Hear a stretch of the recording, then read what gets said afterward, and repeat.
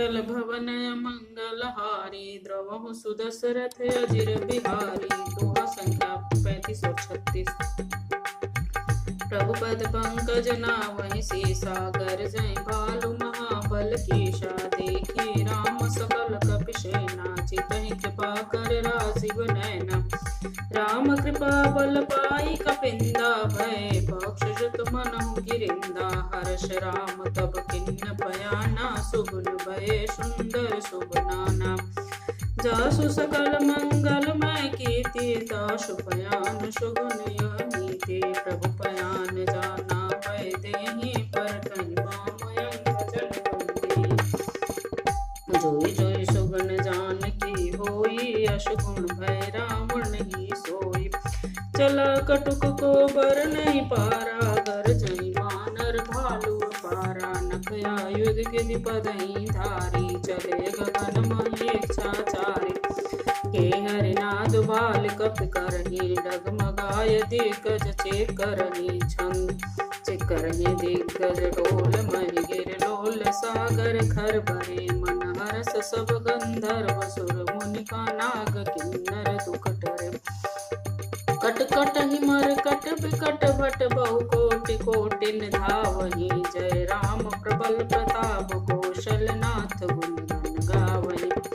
सहि सकन भार उदार, अहिपति बार बार मोयहि। गहि दसन पुनि पुनि कमष्ट, पृष्ठ कठोर सो किम सोयहि। रघुबीर रुचिर प्रयान, परिस्थिति जानि परम सुहावनी। जनु कमठ खर पराज, सो लिखित अविचलित पावनी।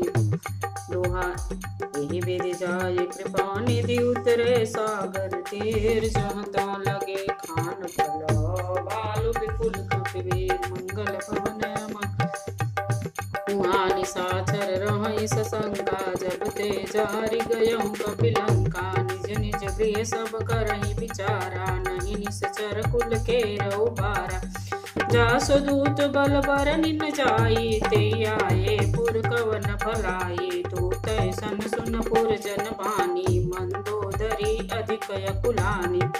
रसहि जोरि करि पथ पग लागे, बोले वचन नीत रस पागे। कंतक रस हरिसन परिहरहु, मोर कहायति हितैय धरहु। समुझउ जातु दूत कहि करनी, सर्व गर्भ रजनी चर धरनी। तासु नार निज सचिव बुलाए, पठहु कंत जचहु भलाई। तब कुल कमल विपिन दुखदाई, सीता सीत निशा समराए। सुनहु नाथ सीता बिनु दिन्ने, इतन तुम्हार संबुअज किन्ने।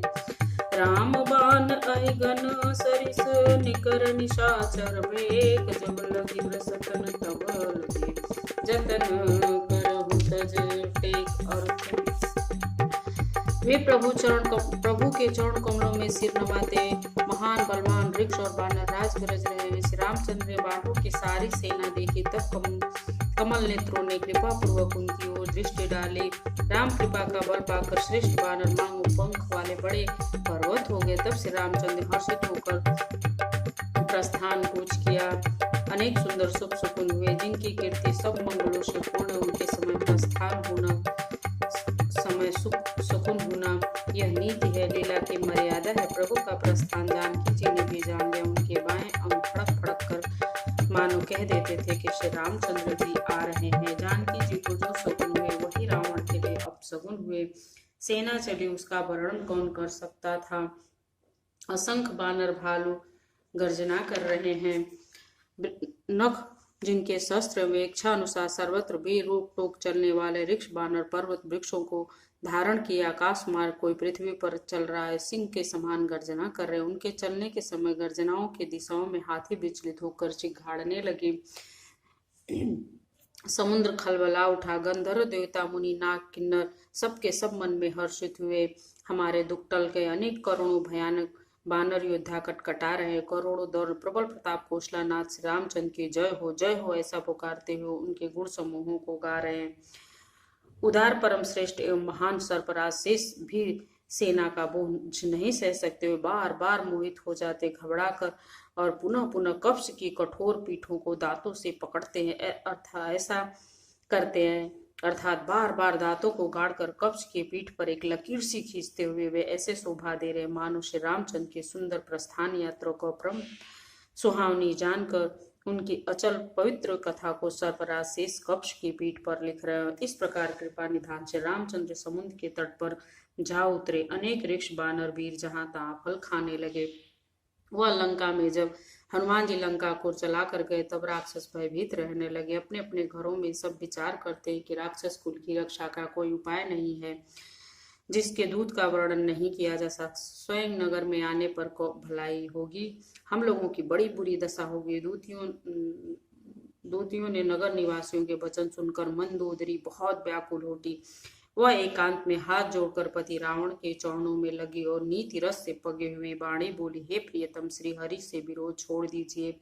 मेरे कहने को अत्यंत हित कर जान करके हृदय में धारण किए। जिसके दूध की करनी का विचार आते, स्मरण आते, राक्षस के स्त्रियों के गर्भ गिर जाते हैं। प्यारे स्वामी, यदि भला चाहते हैं तो अपने मंत्री को बुलाकर उनके साथ सीता जी को भेज दीजिए। सीता जी अपने कुल रूपी कमलों को वन को दुख देने वाले जाड़े की रात्रि के समान आई हैं।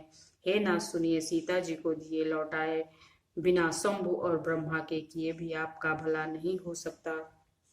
श्री रामचंद्र के बाण सर्पों के समूह के समान है और राक्षस के समूह मेढक के समान है। जब तक वे इन्हें ग्रस्त नहीं निगल नहीं जाते तब तक हट छोड़कर कोई उपाय कर